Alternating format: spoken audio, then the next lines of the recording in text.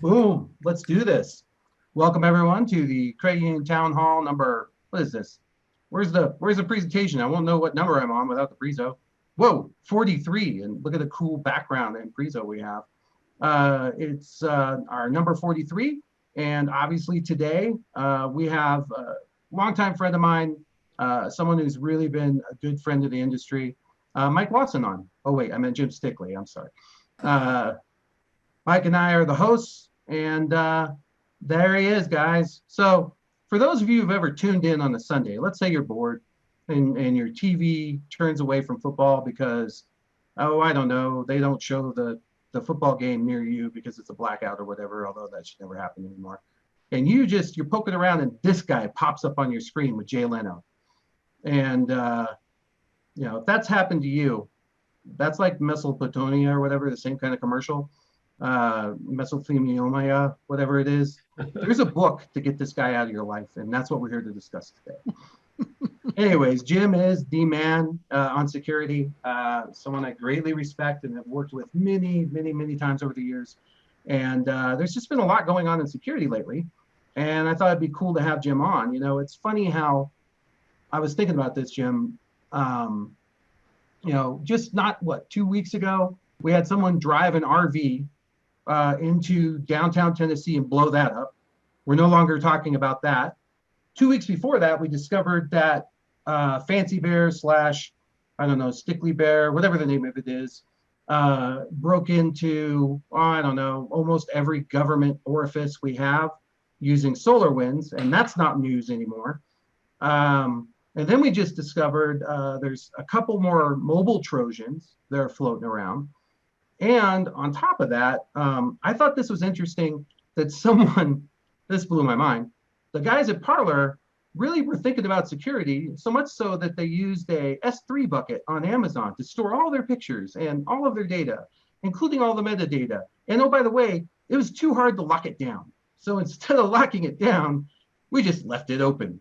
So if you could just see the traffic to the bucket that was bringing into the well-written mobile app that was bringing in there, and a group of people downloaded everything off Parler. And there's now a GitHub, I believe, that allows you to go through and find out actual emails and GPS addresses where pictures were taken. I'm sure that the government is having fun with that. So there's been a lot of security things going on recently, and I just wanted to get your thoughts on it because, rumor is you're into that sort of thing, security. I've dabbled.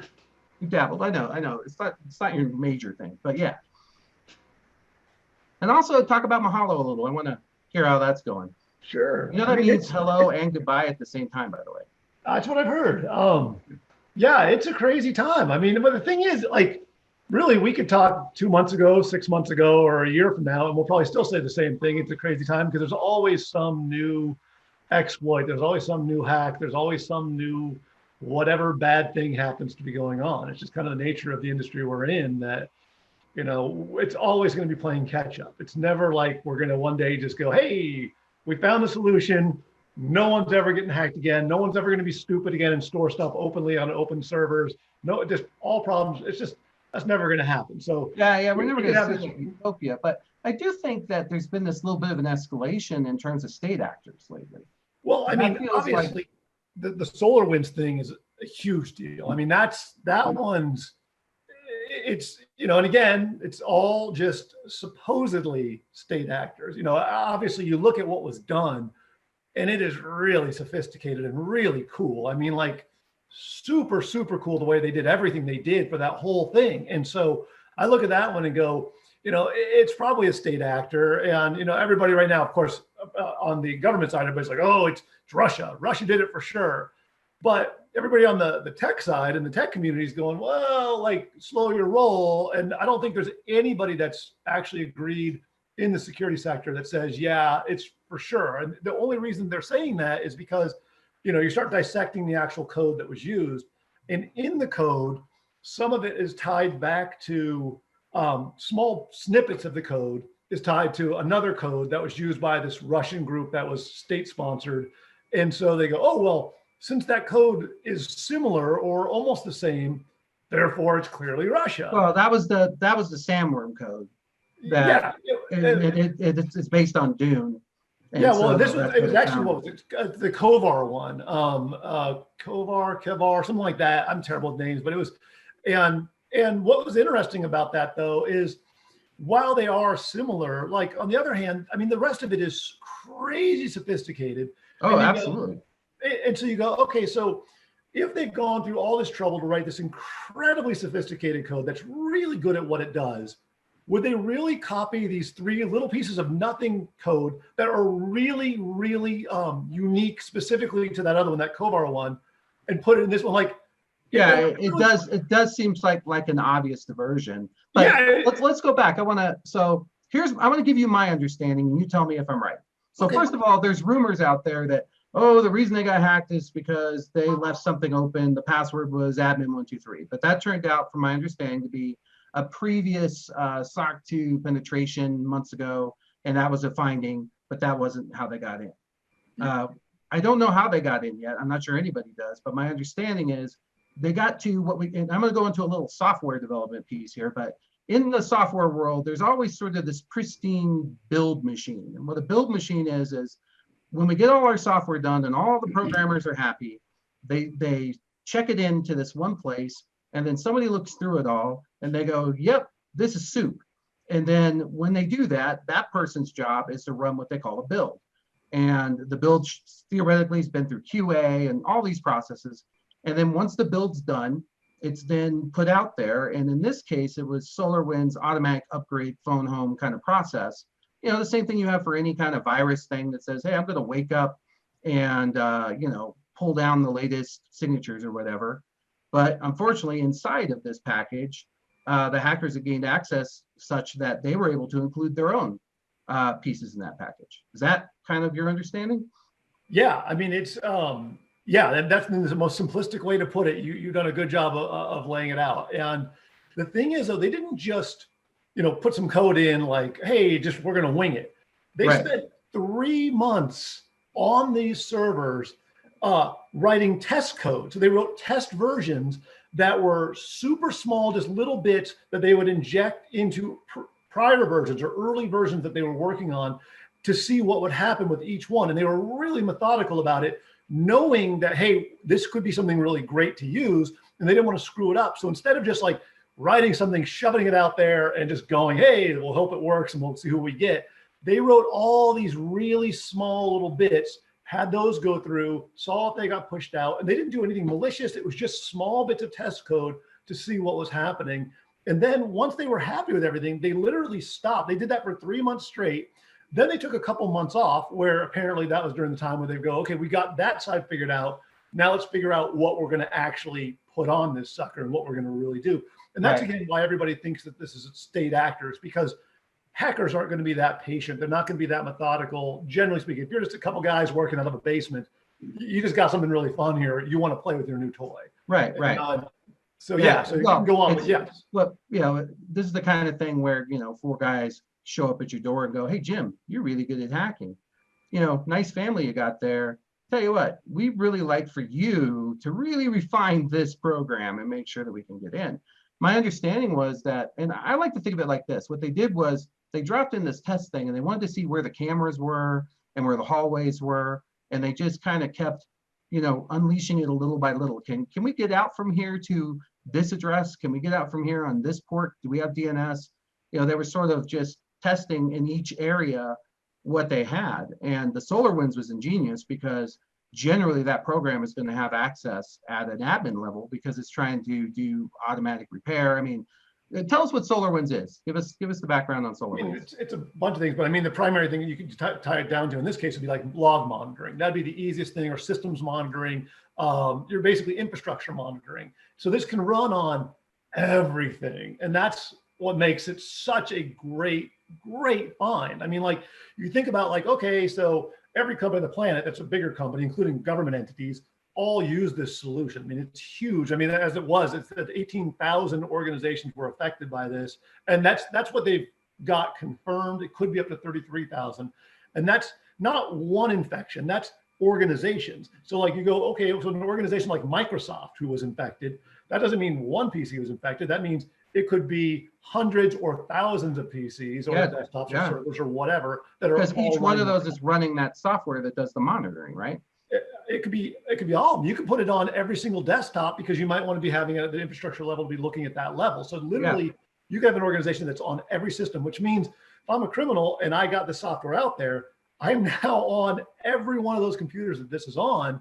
And again, like you were talking about, like when they first were kicking the tires or checking things out, it was only at the Solarwinds level. So they were only looking to see, are we able to push stuff into basically the build and have the build compile, because they were really into, they didn't want anything to show up in the log. So in their code, they actually wrote it to where in the compiling, it wouldn't show up anything in the logs for the compiling, which again, that's sophisticated stuff. I mean, that's not your average guy writing that kind of code.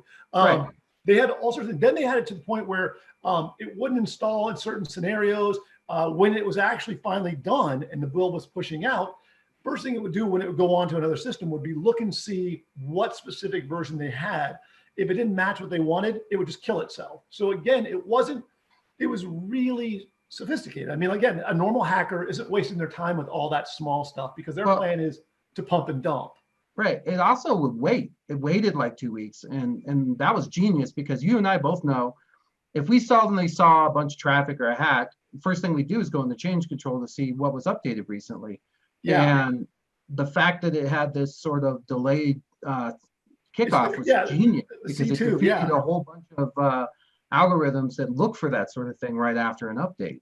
Yeah, and just to be clear for anybody that's not familiar, so with any kind of command control modules, the way a lot of it stuff's out there, and if there is a few that do this, but the vast majority, 99.9%, once they're on your system, they call home immediately and they start getting their updates immediately, and it's just constantly getting their updates as things go along, and it just stays in constant contact with whatever their command control centers are. With this scenario, that's not how it worked. Instead, they had it so it had a randomized amount of time, and it's between 12 and 14 days that it would wait between communications. So they were in no rush. So it would send some data out, and then it would wait 14 days or 12 to 14 days, and then randomly send it again. So that way, if you were watching your logs, you weren't just seeing something pounding all the time. You'd see this little thing go out, and it'd be one time, and then it would move on. Well, an IT administrator, if you're looking at your logs, you see one thing one time, it doesn't set off any whistles or bells or anything because you've got hundreds of thousands of lines of stuff going on. So it's just completely minor and no one cares. So that part was ingenious. And then I don't know if I don't want to steal your story, or are you going to get into how it's communicating through DNS? Because that's what I was going to talk about was this whole kill switch thing, but I want you to talk about it. I'm just drawing it so people understand. Yeah. Okay. Well, so what makes this really unique, and there's only a few types of malware out there right now that do this next piece, is so it got on the actual device. So now my malware has, I've got into SolarWinds, I put my code into their code pushed up to all these desktops and all these machines. Those machines have now installed it.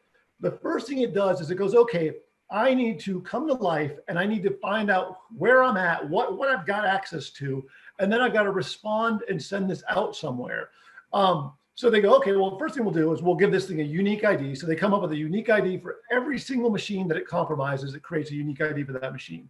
Then it looks at the domain controller and it says, what's the name of this domain controller? Because almost every company on the planet, when they set up their domain controller, puts their company name or their organization name or whatever in the domain controller name. So Microsoft would say Microsoft, or whatever it happens to be has the name. And you can actually go out. There's a massive list out there that you can see all of these because it did become all public.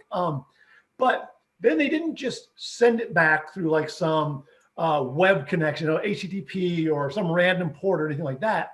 Instead, they were ingenious. They took and they basically encrypted the information, and then they converted it to plain text of that encryption. They then created that into a DNS URL. So they had a domain name. Let's say, I don't remember what the exact one for them was, but let's say it was xyz.com. They would then have this site that was compromised do a call as lookup, but it was looking up this long, crazy key that they created, or this encrypted key, .thatdomain.com. So on the other side, their criminals are controlling the domain controller that's now out there, the domain DNS server that's now going to be asked for information, because at the end of the day, every DNS call you make has to go back to somebody to say, hey, here's what the actual response is. So they were the authoritative response. They were monitoring those connections to it for the request. And basically all they had to look at and see what the URL was, or in this case, this crazy key at the beginning of it was, that was the actual encryption of the data they were being passed. So it just looked like someone was doing a DNS lookup, when in reality, they were passing the data through the DNS lookup. And if it was too long, they would pass it through in chunks. So they would send over 1 chunk, 2 chunks, 3 chunks, 4 chunks, and then they'd put them all back together on the other side because they also knew what the ID was. It's really smart. It's complicated, but it's not rocket science. And when you look at it in hindsight, it took advantage of something that you and I messed around with. Remember when we were playing the game and I showed you where I could use DNS to get out of anybody's network because it had those extra 241 characters it's never used in the DNS packet? There you go. Same thing they did, because everybody lets DNS out. And that put it in there. But when it was genius to send this message through, because there was a virus just recently that came out. I think it was WannaCry or one of those where it was only going back to one URL and there was a kill switch in it. Yep. And somebody just randomly found that and hit it. Yeah. And it stopped. I mean, it stopped that thing from, because it had already destroyed Maersk, it had already destroyed, Ukraine, a lot of stuff. Yeah. But so that's how they know. So now they got this list of servers that looks something like this, right? Even though it's not a real URL, they see sort of the errors come in and they know, hey, I'm communicating with this, because they're monitoring the errors. It's like monitoring bounce back on email. It's not just an error. They're actually able to decrypt that string on their side, which gives them the domain controller name, and it also gave them the unique ID. And then from that, they could respond back, and based on their response to this call, they could then in turn tell that system either I'm interested in doing more with this one, or I'm not interested at all. Because what they did was a ton of these that they weren't interested in based on the information that was originally passed to them.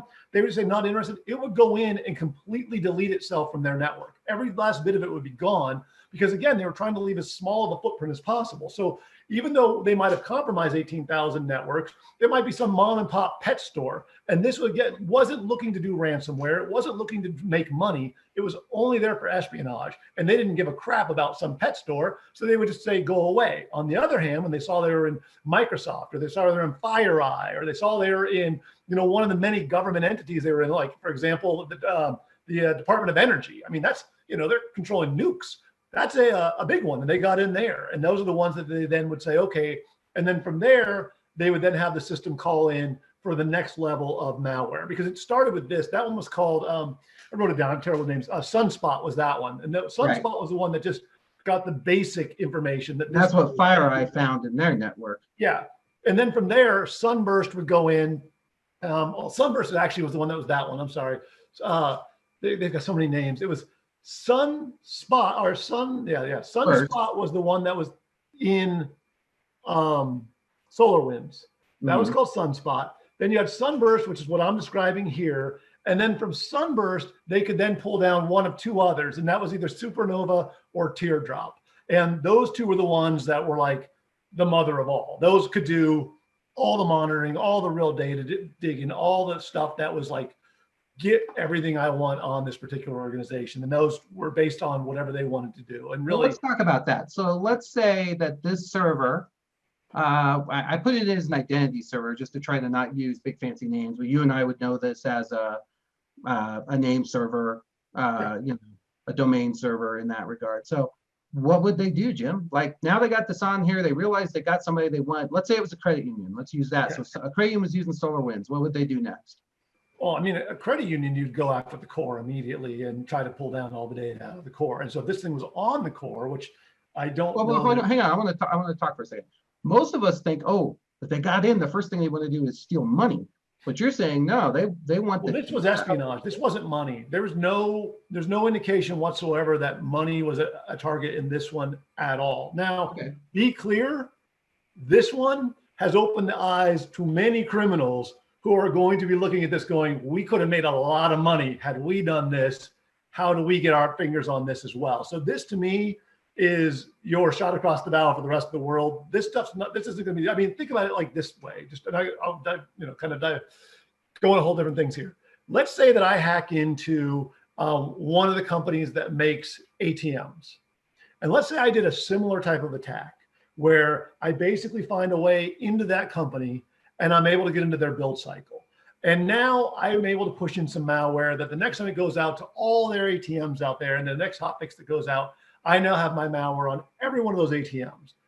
Well, I mean, now you're getting money. You know, that's a much more interesting type of attack for somebody who's looking to get monetary gain. So, I mean, if I'm anybody right now that controls critical infrastructure, if I control things like ATMs, core processors, I mean, imagine if Scimitar was hacked. Imagine if Jack Henry was hacked. Imagine if Fiserv was hacked. It's the same thing. Like when they push out the next update, imagine if that update gave remote control to some hack group in Russia. I mean, it would be devastating. And so to me, it changes kind of the idea of what you're worried about getting hacked now, because before, Jack Henry's probably looking at it going, hey, if we get hacked, we're worried about people getting a list of our customers, maybe gaining access to some of our proprietary confidential information.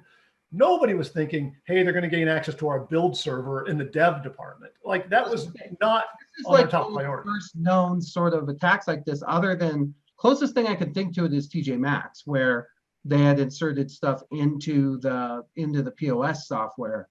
Yeah, I mean, Target would be similar. Target would also, and the other one that's kind of feels similar is that whole Stuxnet thing from before.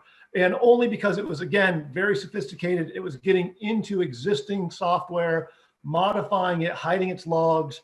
You know, so it's the same kind of design, same kind of planning went into it. And again, that's why you go back to it's being a state actor. Okay, so I'm a bad guy. I got into this Kraken server, and you're saying the first thing I'm going to do is I'm going to look for, it'll be easy to find too, because all the traffic in the entire network, the majority of it, if I do just a quick lookup, is going to, the number one talker is going to be the core probably, or one of the number one talkers, wouldn't you agree? For sure. So, okay, so they get in the core, they start banging against that. Now, keep in mind, they may have access to everybody on the networks system, right? That's the thing. I mean, it depends on where, if it was SolarWinds, for example, they would have access to every one of your employees that has a computer that had the software on there. So in that scenario, there's a really good chance they're not going to even need to go after your core. They've got access to the same teller that has access to your core. So they could just use the teller's computer, pretend to be the teller, and just pull all the data out that way. And I demoed that several years ago. I did one that I wrote that was automated to do that. But given how these guys roll, they probably would start doing a soft drain, right? Just a slow trickle using this DNS title of what looks like bad DNS data that really is just hashes and encryption of, like encryption with a hash of the data out of the core. I mean, that's one way to do it. And it would depend on who was doing this. If you're talking about a state-sponsored thing where, let's say the state sponsors were now trying to take down America's critical infrastructure of all their financial institutions.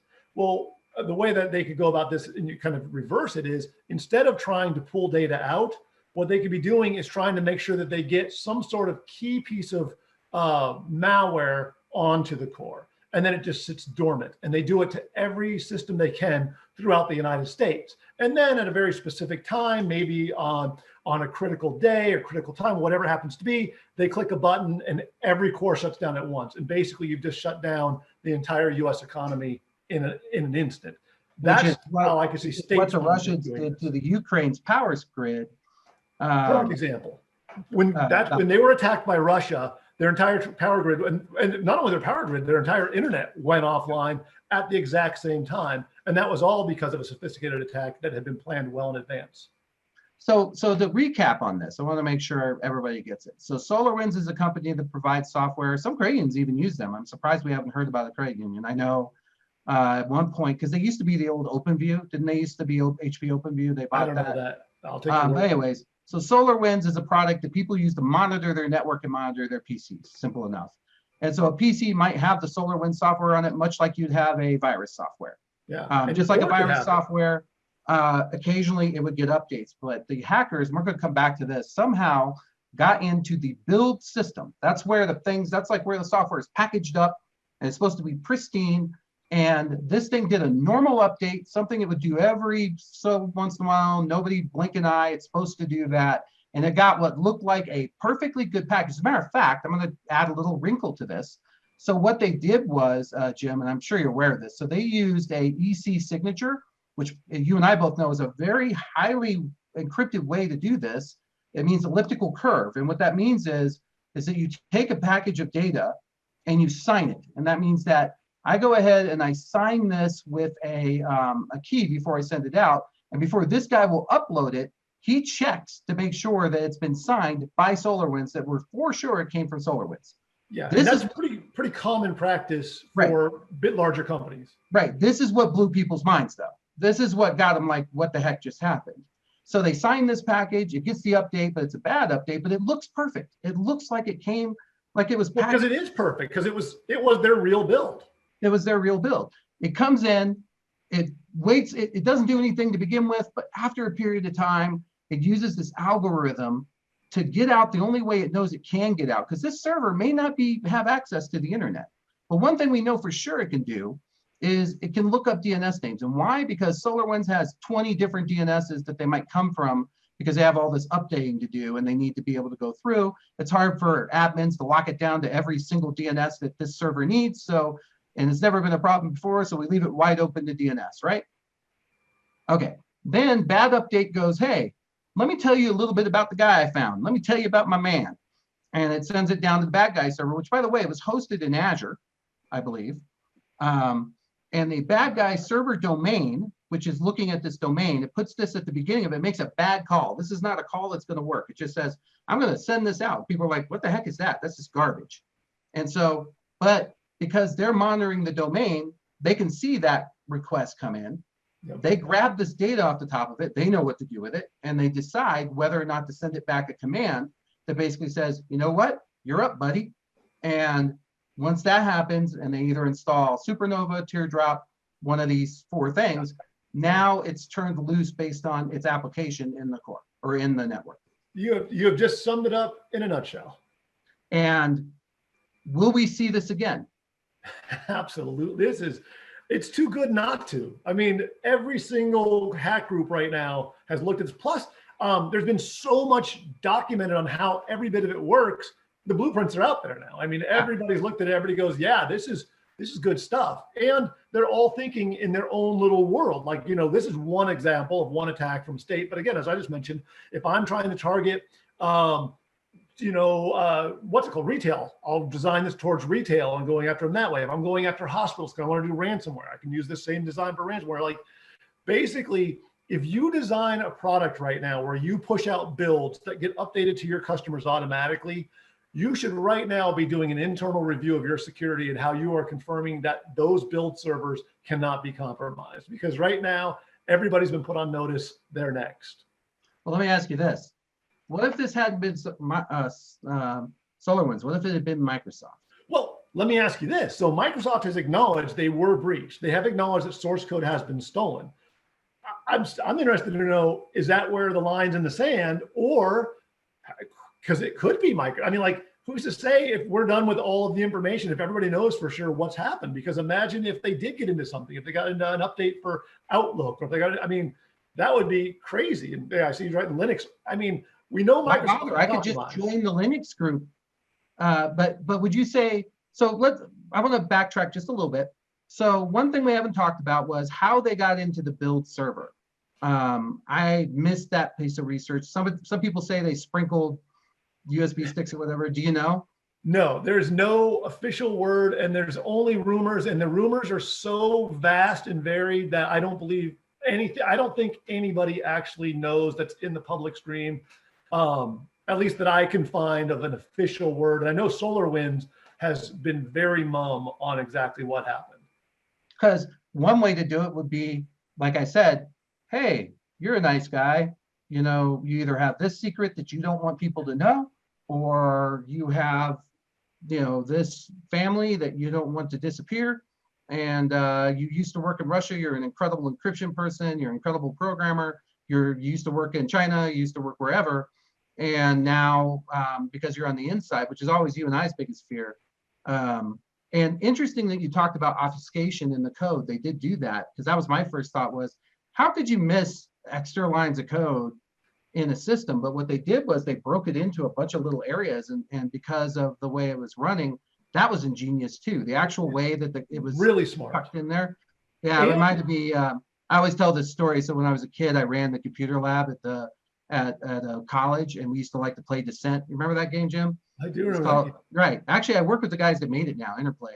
So, anyways, the people came to me and they said, you have to take that off because after the schools would be done, I would let my friends in or people from the classes, and I had it all loaded up on all those computers, and I'd let them play. And they said, you got to take that off of there.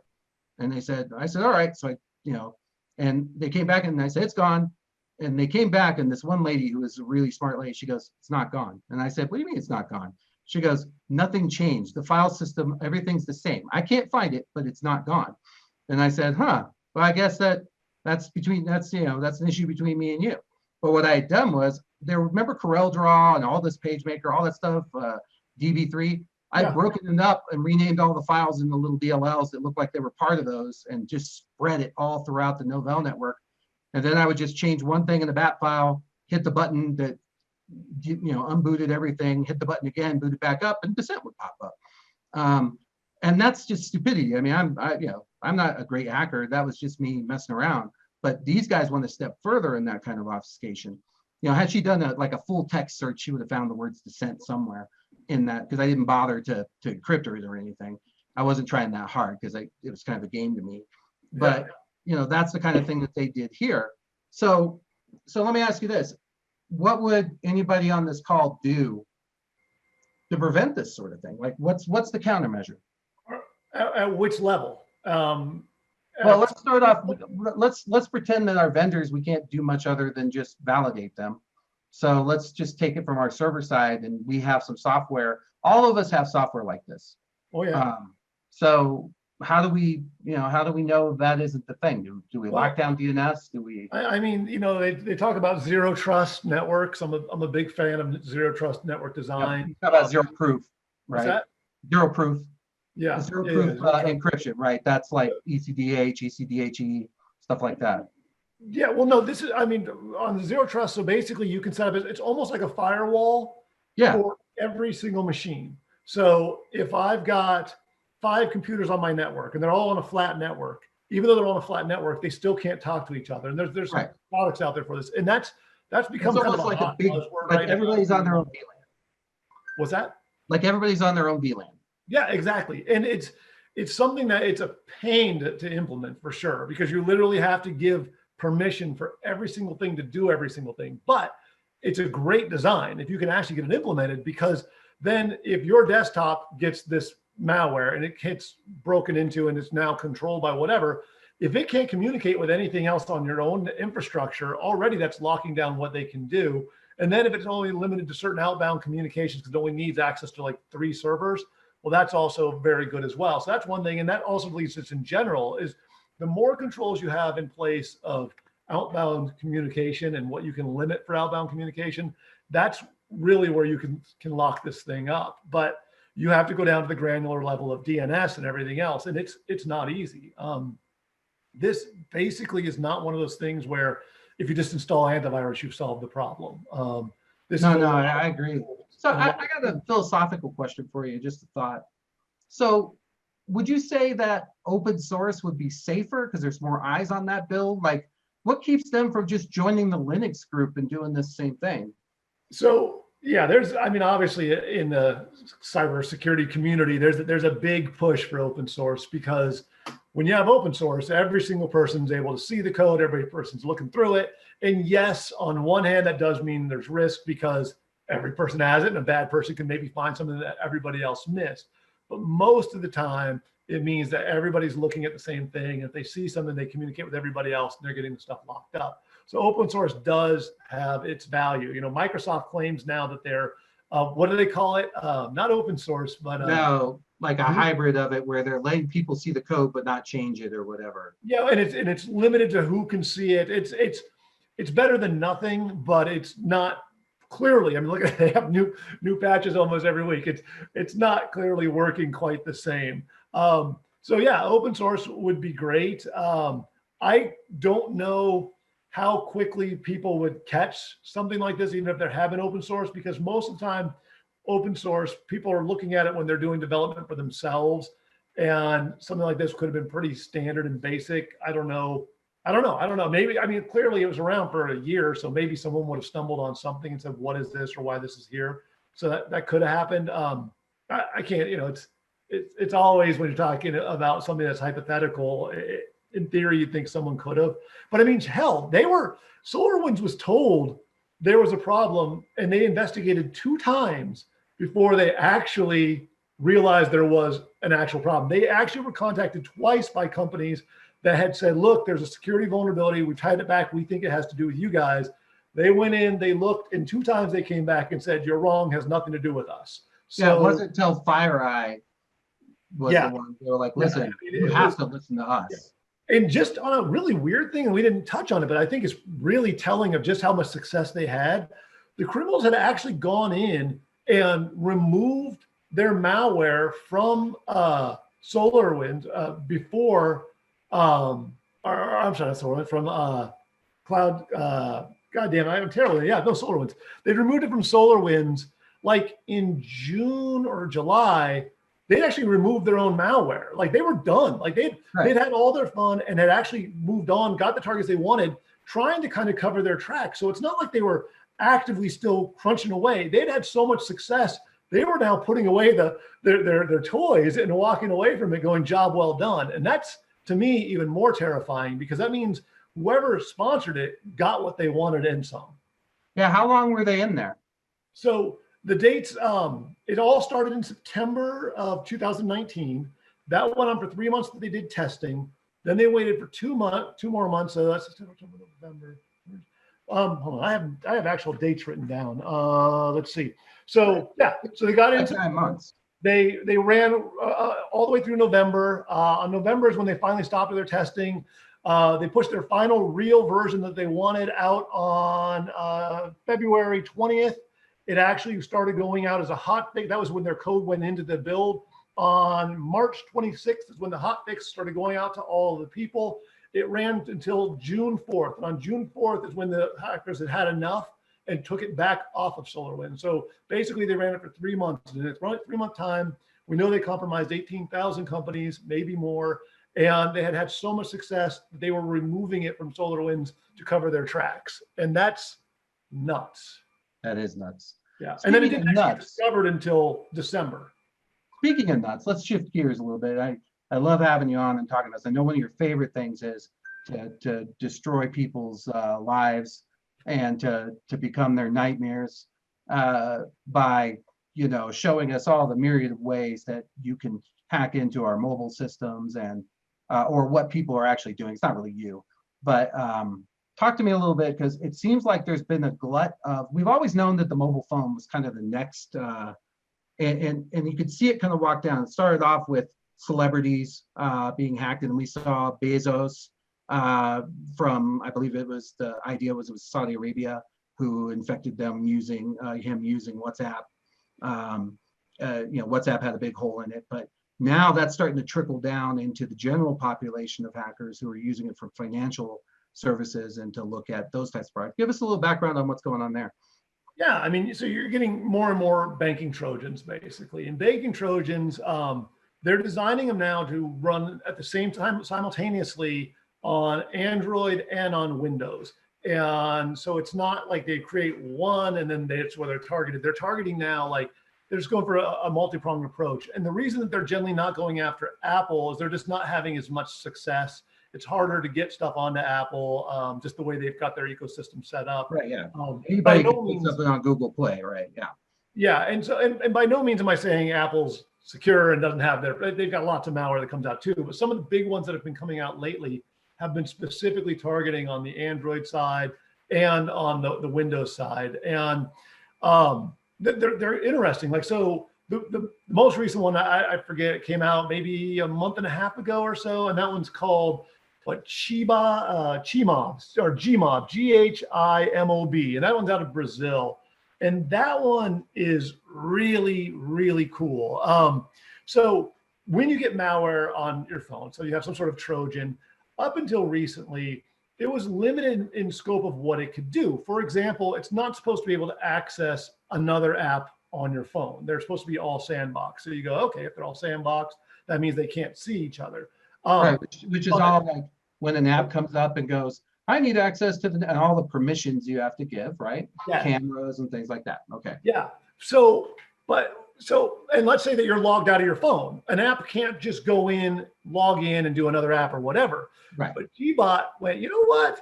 Actually, we can. And so they use the accessibility features that are in phones so that people who have disabilities and stuff, there's special functionality in phones.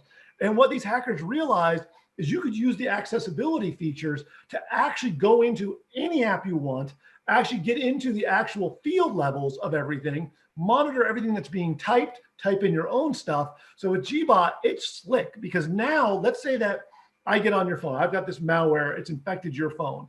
It can monitor everything you're doing in all of your apps. It can then log in on behalf of you. So let's say you have like where you got to zig your finger, one of those fingerprint type ones that you got to draw a picture or whatever to get into your phone. It can actually simulate that through the accessibility code, go into your phone, make the screen on your phone stay black or put whatever they want on it so it doesn't look like anything's happening, and then literally go into your online banking application, which is on your phone, so it looks like it's coming from you, enter your credentials, go into your account and do whatever. And because it's happening on your phone, it's meeting all the authentication criteria. So real quick, is that box, so I want everybody to understand a couple of different things, because you and I go fast. Yeah. But accessibility is kind of ADA, right? So the purpose of accessibility is if you're blind, it helps you, you get to hear everything said. If you have a disability, like you don't have fingers or you have a prosthetic or those sorts of things. And the reason it's there is so that these apps, these third-party apps, which we all got sued over, in time, have the ability to interact with your programs and with the process itself. And one of the ways they did that was by circumventing, they had to be able to take over the screen, they had to be able to take over the microphone, they had to be able to do this, and they had to do it at a ubiquitous level, meaning that for every program that's on your phone, if you tell it to do this, and normally you have to go in and unlock something and put in a password to make it happen, but the program will walk you through it. It'll tell you to do that. And so now they got this Trojan on here, and let's say you've got Aspire's, mobile app here. So I've got, Aspire's mobile app. I pick on Tom because he's always on the call. And now this Trojan senses this happens. So the part that's interesting to me is how, is there a guy on the other end that's like, oh, okay, I'm the bad guy. Here's one of my devices. I see that Tom O'Shea, who actually is the CEO of this credit union, is logging into his whatever, or a member of this credit union that I think has some money and is worth me taking a look at. Do they then sort of, interactively kick this off, or is that some sort of AI? No, it's AI. At least for this particular one, that's what I want people to hear, is that this is really bad because the AI is starting to become more prevalent, because now the bad guy doesn't have to keep coming back and looking, right? Yeah.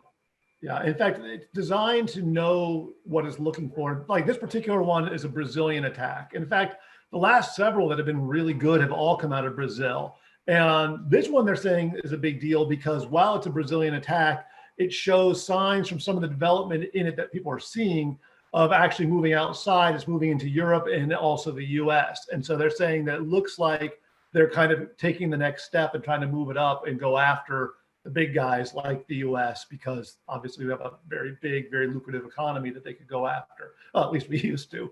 And so, so that's where they're worried about, is that this could now start targeting US. And because you think about it, I mean, yeah, there's 5,000 or 6,000 credit unions out there. And so they're not going to go and have to be able to know every single one of them, but they're definitely going to be able to know all the big ones. They can start with all $1 billion in assets and above, and then work their way down to the 800 million in assets and just kind of slowly create the ones they want. And the same thing, obviously, for the big boys with the big banks as well. Start with the big ones and work their way down. And the idea that, oh, well, if we're a small credit union, they won't target us, it's just Russian roulette. I mean, literally, it depends on where they get to. And eventually, they'll get to the point where they'll have them all. Because, I mean, think about it. It's not like they're going to go, oh, we got 5, we don't want more. I mean, they've got people that can just all day just learning these different apps that are out there. Download the apps, put them on. And the AI can learn it, right? Was that? Yeah. I mean, I just did a program the other day that, we did a bunch of AI just playing video games and letting it play video games. But awesome. so coming back to the Aspire mobile app, so what would, and I want to talk about this dual bifurcation that you were pointing out. We'll come to that in just a minute, because I think that's really important for people to understand. But talk to me about what this Trojan would do. So, real quick, Tom, do you have bill pay on your mobile app or ACH? Is that the goal, Jim? Or is it just to get, the data? Or you have both of those, Tom? Of course we do. Yeah. Okay. Yeah. So, and have you seen any of this, Tom, that you're aware of? Not that I'm aware of. What really scares me is that we used to think that because we're small, we were under the radar and it wouldn't be worth their effort. But now the incremental cost of them running this on any of our credit union mobile apps or bill pay apps is nominal. I mean, it's with AI, it's just set it and forget it. And so they can go after the small. Maybe they get a 10,000 from me, 100,000 from Suncoast and 1 million from Citi. To them, it's, I've got more and it really didn't cost them anything more. Like Jim said, Russian roulette, we're just lucky that we're under the radar. Not that we're not a target, it's just we've dodged the bullet for now. Well, and also you have to think about it from the standpoint of a hacker going, okay, well, if I target Bank of America, I know they spend millions every year in security. If I target a small mom and pop credit union, I'm betting they don't. And so, they're going to go and look and go, that might be the lower hanging fruit. It might be the easier one to target. And so, and a lot of times they're not even targeting the credit union. They're targeting who your mobile bank provider is making it. So they find, okay, this particular mobile banking application uses the same basic concept or basic design. I know all of these particular credit unions use that one. I'll just target that application. And every time I see that style of application, it doesn't matter who the credit union is. I'm doing that application. So quick question, Jim. This is something you and I talked about for years. And I want to, Tom, I'll bring this back around. So by being on the mobile app, one of the things we always do with the mobile app is, hey, we're going to do this second factor. But 99 times out of 100, the second factor is actually on the mobile phone. So now Tom's product goes, hey, you're not sending $5,000 to some random BofA account. You have to give us this code. And then in their little world, the code pops right up. And now Android has it, and so does Apple, where, hey, we'll save you some time. Just hit this button and we'll pop it in for you. Is that part of the mechanism here? Absolutely. That's what makes this so scary and so easy to use. That's exactly it. And the user will never even know what happened. If it came through an SMS or however it came in, it doesn't matter because this thing has complete control. It is a human being for all intents and purposes on your phone. It's not you. And the problem here is that MFA is not out of band. And so as a result, but that's where things get more interesting. So you were talking about this bifurcation, and I think I understand it in looking at it. So now I'm on your Windows 10 PC, and I got a Trojan. But I also have a Trojan on your Android. So you go to log into home banking and try to transfer that 5,000 and it wants to get a code. Are you insinuating that this Trojan would be smart enough to interact with this one? No, it's not that smart. That would be, I mean, that's probably coming, but that's not there yet. Did I just give all the hackers? Did I just give you an idea, Jim? You'll be working on that? Next week, have me back on. I'll demonstrate it. So no, what this is for is, let's say a criminal is doing a phishing campaign because they want to get this Trojan out to people. So they send an email, and in the email they say, click this link because you've got COVID, or whatever stupid email they happen to send on this particular day. So you get the email, you click on the link. Well, they have no idea whether you're going to click that link from your phone or if you're going to click that link from your computer. So what they do is on the website, when you click that link and it goes to the website is designed to know, are you coming from a phone or are you coming from a computer? And based on where you're coming from, will based on the payload that it's going to pass back. So this particular one, it's not like it's rocket science on how they're installing it. And literally, you have to choose on this one to install it, and everybody does. So it'll either be, if you hit Windows, it'll be a zip file, and they tell you the reasons why you need to do it and blah, blah, blah, and what it is. If it's on your phone, it'll be an APK file. And if you do that, it's basically, again, trying to install something. You'll have to choose, you'll have to give it permissions to things. It's not like with phones where it's just magically there and you didn't do anything. You still have to choose to do something with this, but for whatever reason, most people do. Most people just go, oh, well, because this is for what, and they use names. They'll say, oh, it's for a Google Dropbox. That's one of the ones they use, or it's for a document access, or they have several different or a things. meme generator, or Absolutely. And whatever reason people go, okay, and then yeah, and nobody reads the permissions. So when it then gives the list of we want access to every last thing, people just go, okay, and they just give access to everything, and they're cooked. This one is relatively easy to prevent. I mean, literally, don't install the freaking program. But but the purpose of having it on both devices is so that you can answer the email, or so that you can. Yeah, it's just that they get you no matter what. They just want to make sure when they send the email to you. Well, it isn't a coordinated attack between the two. No, it's be really smart to do it, but the odds of somebody putting it on both at the same time are pretty low anyway. Generally, if you're getting it from your phone, you're getting it from your phone, or if you're getting it from your PC, most people aren't going to get it on their phone and then go to their PC and go, oh, I got the email here, I'm going to do it again. Like it's generally going to be one or the other. Now, where you can do that, I demoed it a while back, which was really fun, was I put malware on the phone, and then when you'd have your phone in your house, the malware would then attack all the machines on your local network. And if you didn't have them patched up, I could then put the malware on your computers through your phone. And that worked pretty well. Yeah, that's what I was thinking. Yeah, So but that's a different attack. Quick question. How many phones could one hacker handle with this kind of program?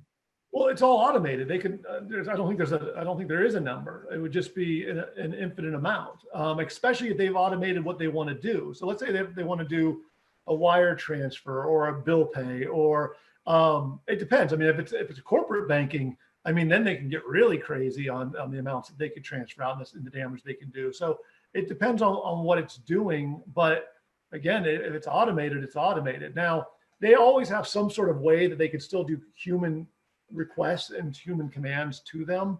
But then that's very limited. I mean, obviously, if you're just one guy, you're not doing a lot of that. That's pretty old school. Well, that's what I was talking about was, when you and I initially started talking about, hey, let me spearfish the ACH manager for Aspire Credit Union. The goal was to get her to click, her or him to click on a link or something. And so we'd send them a Facebook post from a friend.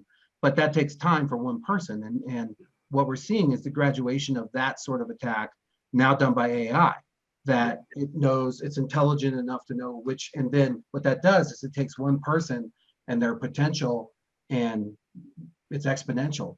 They now could do that 600 times. Well, and I mean, Solarwinds is kind of the hybrid of both. Like Solarwinds was all automated in the beginning, but then when the data would be passed back, they could pick and choose at a human level which ones were really interesting, and then the human got involved there and did those. But that was, a much bigger prize, so it's worth having actual human eyes at that point. But for stuff like this, any of these things that are more phishing type of scams, and this is low hanging. This is child's play. This is just quick cash. These aren't, criminals that are trying to take over the world. These are criminals that are just trying to load up a bank account. And if they can get a few $100,000 out in a couple of days, they've had a very successful week. So we have just 5 minutes left. I want to take questions, if you don't mind, Jim. Sure. You and I can go on like this all day long. If you have a question and you'd like to ask, you're welcome to just raise your hand or pop it into the chat, and I will bring it up here and we'll see what we got. So here's a question. Is Jim saying we know hackers have now gotten out of SW? I was under the impression they might still be in, and I think that means SolarWinds. Or is the point they could still re-enter at will? No, my understanding, they're out. Glenn Servati, by the way. I'm sorry? From Glenn Servati. Oh, yeah, no, everything that I've read, they're out. Now, where the question is are they out of the actual people that were compromised? So SolarWinds has their arms wrapped around the problem. What they don't have right now is the 18,000 people that they know were compromised. What level of security do those people have now? Because even if they've got SolarWinds cleaned up on that side, the malware was already implemented. There could have been. Well, they could have added new malware elsewhere that they don't know about. That's exactly, and that would be like Eternal Blue or some 0 Day if it's truly a state actor that we don't know anything about. and they could be sitting on there right now and doing other stuff. But I mean, Solarwinds, as far as I understand, that's they're saying that they are secured on their side, and they're also saying like that it had already been pulled out of their code that was doing the damage. Yeah, Solarwinds was a means to an end. It was a way to get in. That's it. So, Tom, I see you unmuted there. What you got? Yeah, that's the question: is what's the end game? I mean, if it was espionage and they're looking for information, did they plant little bombs? Are they going to use it to take down the power grid on July 4th, or are they going to extort money from the government, or what's the end game? So here's just a couple of the government ones that they gained access to. It was the Commerce of Energy and Treasury Departments, the Department of Justice, and the administrative offices of the U.S. courts. That was just a couple. Like, they gained access to God knows how much data from those. My assumption, since it doesn't look like they were doing anything planting code in them, it was just pulling stuff out, was just to either do espionage to find out information to see. I mean, like, imagine if you just have all of the information on how we're running all of our like nuke facilities, or God knows. I mean, like, I imagine in this case, from what it sounds like, it was all information that could somehow be used against us later. They're talking about how they got source code for sure from Microsoft. You imagine that's going to be great because now you can look in there for vulnerabilities. And then that's how you create internal blue, right? Yeah. So I don't know that anybody knows exactly what their goal was, at least not yet. But it seems to be whatever it was, they must have been pretty happy and felt like they got it because they seem to have wrapped up. Yeah. Yeah. Office of Personnel Management, that was a big hack a long time ago. And what that was, hey, who should I go after? How do I target people? Right after that, we saw government contractors, very specific ones being targeted. That's when we saw the airlines get hacked because they're trying to track these people. Where are they going? They got into Los Alamos, for goodness sake. That's a scary place to get into. That's where all the VX gas and all that crap is. FireEye. FireEye had they said all of their penetration tools that they used for hacking large corporations and government entities for testing, all of it was gained access to. So now whoever it was has access to all the tools they used for hacking, which are sophisticated tools of their own. Yeah, this is similar to the NSA. Somehow somebody left a toolkit behind and they got a hold of that. That's how Eternal Blue became known. Absolutely. And that was a 0 day. Eternal Blue was this insane 0 day. Eternal Blue is kind of like named after Microsoft, and you could just waltz right into any server. I mean, it was ridiculous easy. Yeah. The NSA was using it as they needed it, and it was all stoked, and then they screwed up and lost it. Yeah, they lost it, and then actually Fancy Bear used it. So did whatever Koi Bear and Stickley Bear, which was the worst of the bunch. Well, we have 1 minute left. Jim, I can't thank you enough. Real quick, when is Hack Talk with John and Jim going to launch? I'd be in. I'd do it with you. Real quick, Jim, tell us a little bit about Mahalo. What's going on? Oh, Mahalo's killing it. So they just signed their 21st customer. And 21st. That might not sound like a lot. They've been only in business. That's a heck of a lot in a short amount of time. Yeah, a year and a half. One of them's $1 billion credit union. Mahalo is killing it. If people aren't familiar with Mahalo, go check them out. Ron over at QTech, myself, we're both owners in the company. We're both involved in it. Obviously, Denny, Alan, Dan, all really brilliant guys that are doing amazing stuff over there. Obviously, I'm not a sales guy, but I'm really, really impressed with what they're doing. And if you check it out, anybody that sees it will be. I mean, just if you're ever looking, just see a demo and it speaks for itself. Yeah, we were talking to, yesterday we were talking to Gina, and we're having a webinar tomorrow. We're going to talk about the future of digital. I don't know if you've seen the augmented reality glasses lately, what's coming up with that. It's pretty wild stuff. And our voice application, Alexa, the things it can do. And actually, we've been talking about integration with your products. So that's actually happening, I believe. That's on the docket now. So if you're interested, let me know in the chat or send me back an email, and we'll make sure you get an invite to the webinar. I know Gina's coming and bringing a few people, but we're going to talk about the future of digital, kind of what the pandemic did, and also some of the security implications from work from home, learn from home. People's Wi-Fi networks are a whole new thing. There's a whole lot to really go over, but it's been a long time since we talked, Jim, and I'm thankful to have you.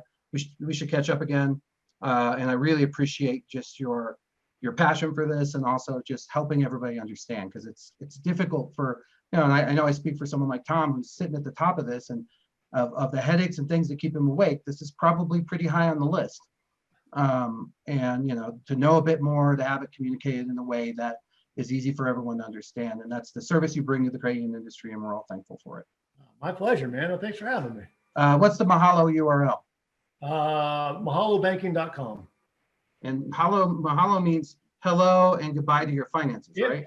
And if you're not familiar, remember Gina, she was with Westcom forever and with John Best. She's now over at Mahalo, and Gina's awesome. I absolutely love Gina. She understands home banking so intimately. And I know, you guys, I think, have 11 live now. That's amazing. You guys are really rocking it. So really awesome to see that success, having been through that once myself. And so I know it's not trivial, and having you be part of it makes me feel real good about it, in the sense of the security side of it, because it should only have like 2 or 3 holes in it, right? Maybe, just the ones we need to get everybody's accounts. Yeah, just to get all the information that you're looking for. All right, well, I hope you don't get busted by Stickley Anonymous. Watch out for those guys. Everyone, thank you for joining. This will be posted, and thanks again, Jim. My pleasure, man. Take care. Take care.